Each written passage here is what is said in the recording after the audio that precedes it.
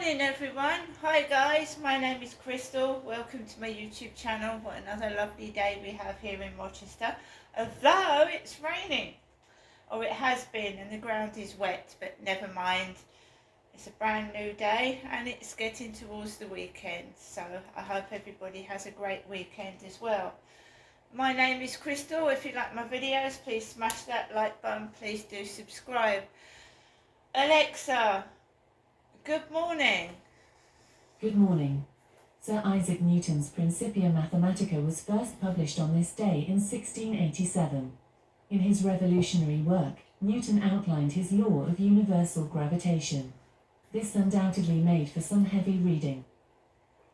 Alexa, what's the time, please? Good morning, Crystal. It's 7:54 a.m. Alexa, what's the date today? It's Friday the 5th of July. Alexa, what's the weather outlook? In Rochester, it's 13 degrees Celsius with showers. Today's forecast calls for more of the same, with a high of 19 degrees and a low of 13 degrees. Alexa, can you tell me a joke? What do you get if you eat biscuits in bed? Crummy sleep. Yeah, tell me about crummy sleep. Alexa, whose birthday is it today? Today's famous birthdays include Japanese professional baseball player Shohei Ohtani, Craig Small, American actress Edie Falco, Canadian radio personality and musician Nardwuar, and American actor Michael Stuhlbarg. Never heard of any of those. I'm sorry, but I haven't. So it's raining outside today, people. Raining here in Rochester. I was told it's going to be a wet weekend, literally. And there you go.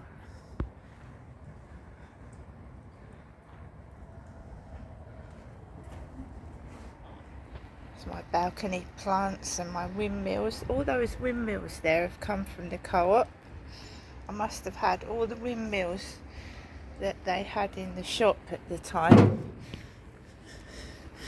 So I just top up the water of the plants that the rain doesn't get to with my elephant watering can.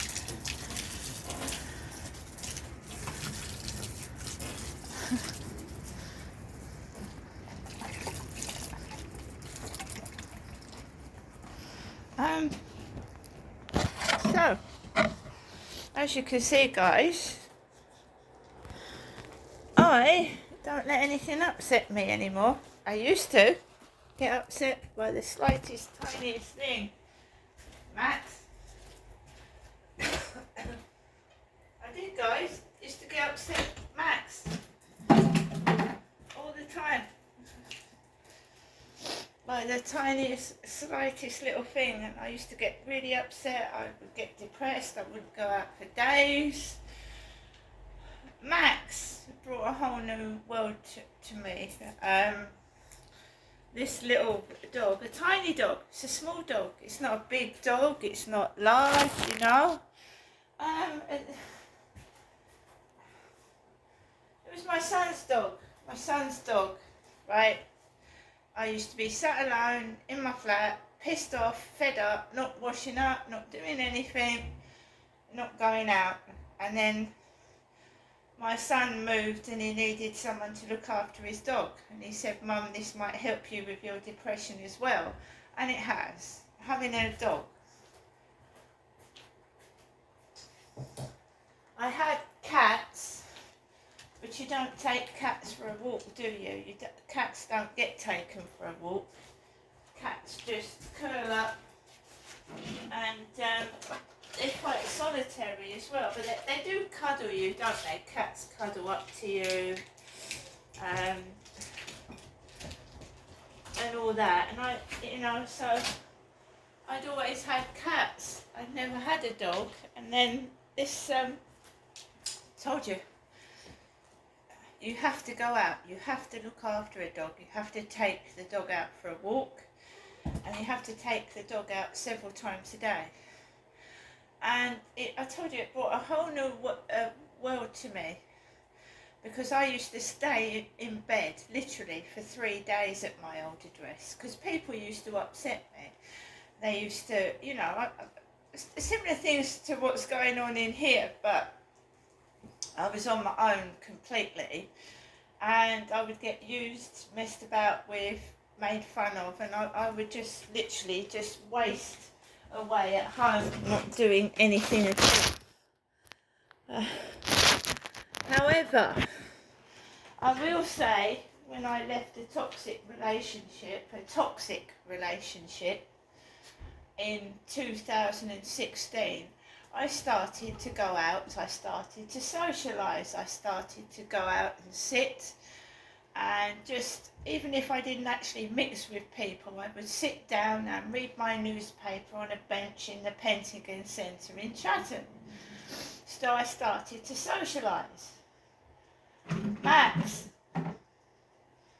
And then all of a sudden, after two years of going out, sitting in the library, I used to go out in the library in the morning, Chatham Library, then I'd pop out in the afternoon, pop to the shops, and I would just, be around people so it didn't feel so isolating.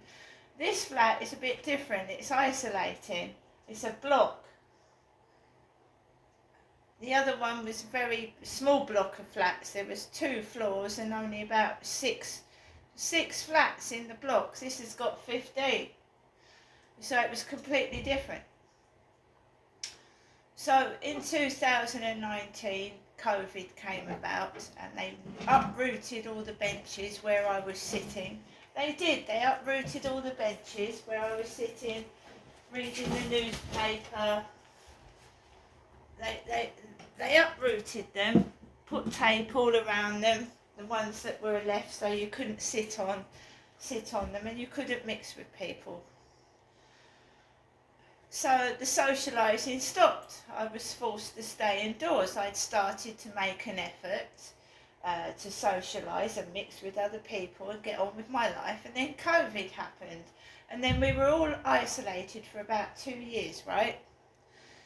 So after COVID, I moved to this address and I thought it would be a brand new start, and I was all happy, all excited, got furniture, and it was quiet to start with, and I told you what happened, didn't I? I had a neighbour upstairs that had autistic kids, and it was so loud in here, and I was being kept awake seven days a week, having no sleep at all, and I got extremely thin and extremely ill.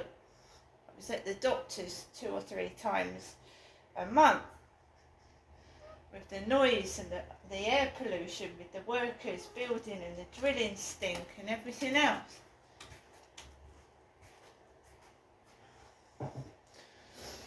What I'm trying to say is Max helped me, because otherwise when people do the dirty on you, and they do, family, friends, at some point someone does the dirty on you, you know what I mean by that, don't you?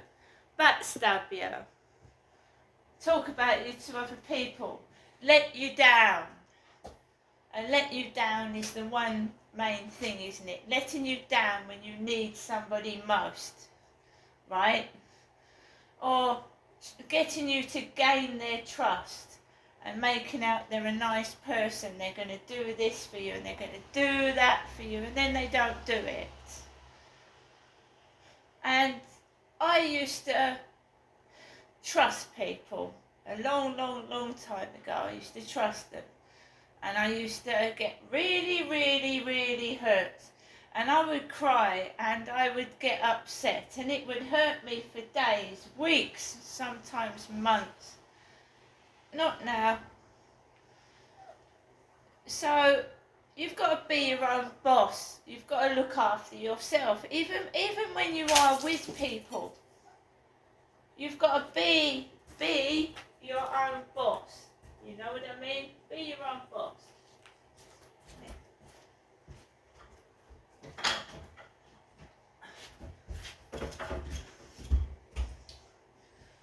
So you've got to be your own boss, guys. Even when in situations when you're with people, make your own decisions, be your own boss. Because eventually, somewhere along the line, someone will let you down, someone will hurt you, and if you're not prepared for it, it can hit you so hard. So, when I meet someone on a dating site, when I meet someone outside, I don't let them in. I don't let them into my feelings. Not anymore, I don't. I'll talk to them, I'll have an interaction with them, but most people, especially on dating sites, are out to use you. Use you.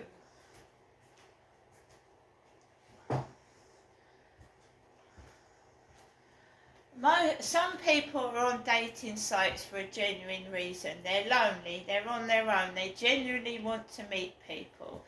But a lot of people are out there to use you.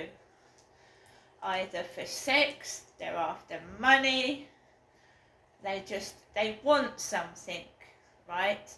And some people are just sick. And by sick, I mean they want to hurt you because they are a person that's got low self-esteem, low confidence, they might be feeling bad about themselves, so they think if they hurt somebody else, it's going to make them feel better. And they will just, they don't, you can be the kindest person on this planet and they will just hurt you because it makes them feel better. So, I do not trust anybody. A lot of people now, let's be honest, haven't got much money. So they do anything to get money, drugs, drink, they'll lie, they'll steal, they'll cheat on their partners just to get some money. Now, I, as I've told you, was speaking to someone on the internet, and now I'm not now. And I'm going to tell you what happened yesterday, and then we're going to leave it at that because something really fishy was going on, and I knew it from the start, to be fair. So I've told you that I've got a stalker, a psychopathic, narcissistic, sadistic stalker. And this is another attempt to spoil my weekend and upset my life.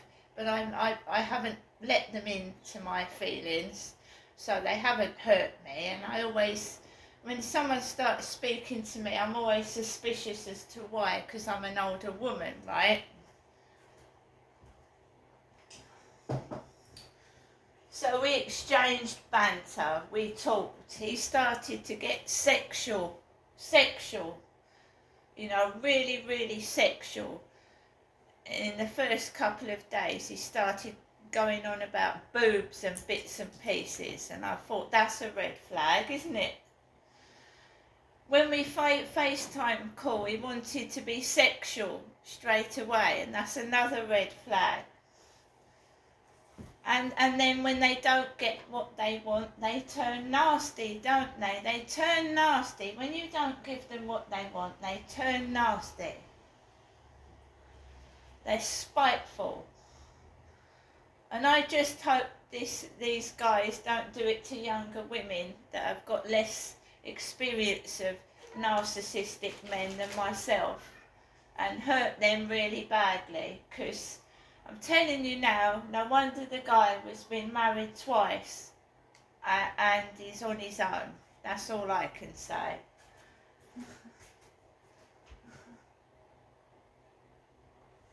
So the day before yesterday, I got fed up of being asked for pictures. I got fed up with it.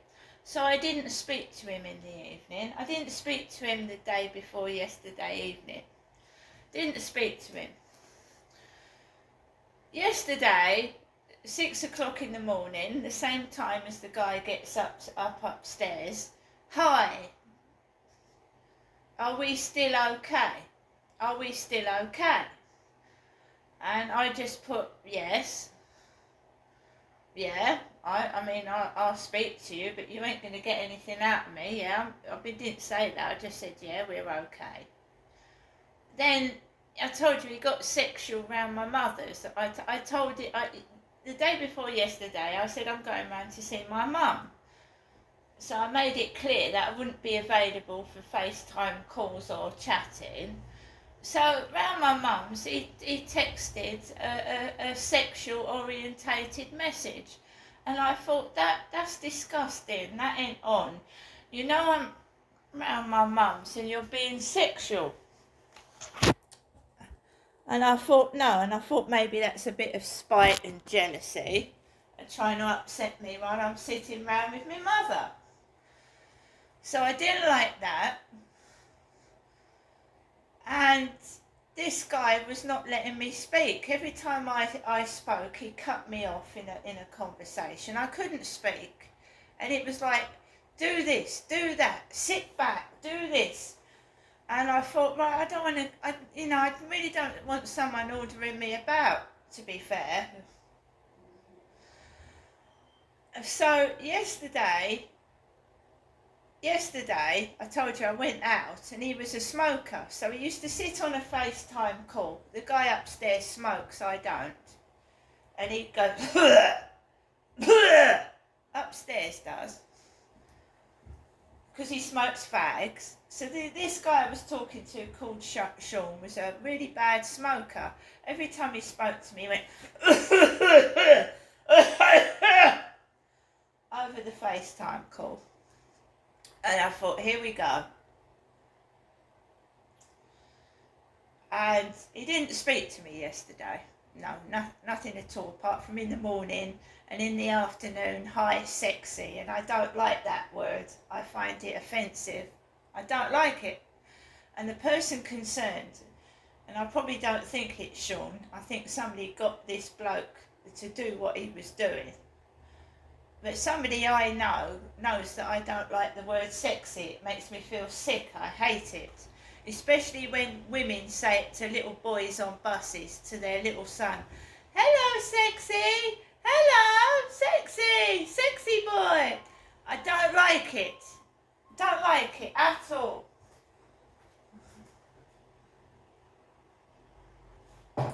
So that was done to rub me up the wrong way.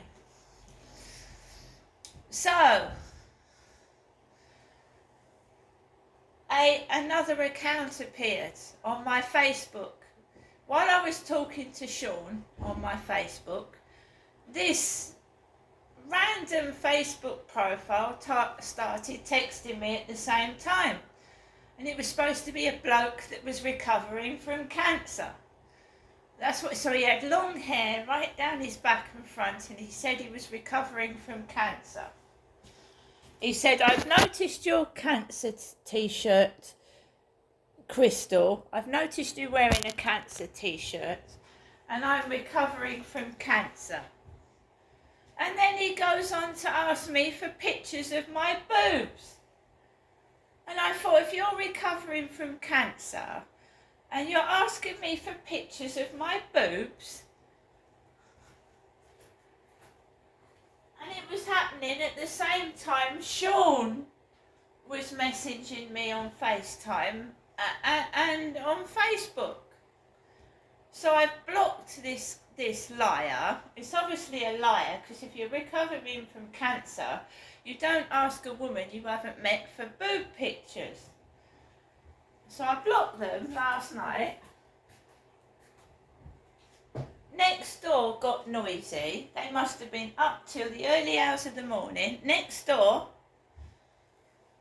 banging and making noise right up till 2 in the morning. I don't know what they were doing. They sounded like they were opening cupboards and the fridge, banging about. I was getting messages from Facebook from foreign guys at 2 in the morning. 2 o'clock in the morning last night. From foreign blokes sending me pornography photographs on my messenger on Facebook. Porn! So he's gone out to work upstairs. I was so bloody tired last night, I didn't hear him get up this morning. He's gone out in his Ford Mondeo to work, I presume. This Sean has given up because all he wanted was probably videos and dirty pictures, like the rest of them.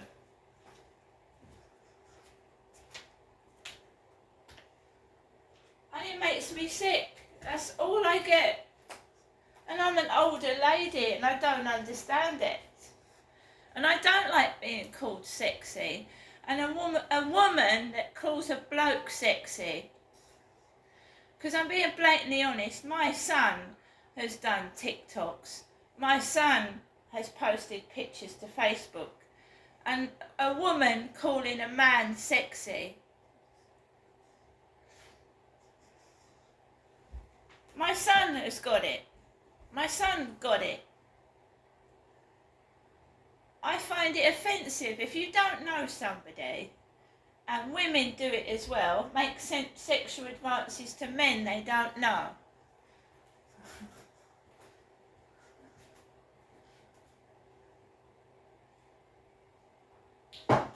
Why has everything got to be sexual, sexualised and sexual?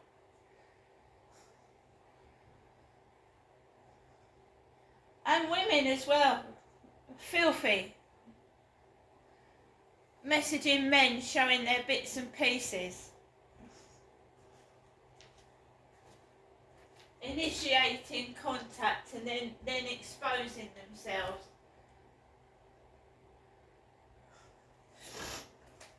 So,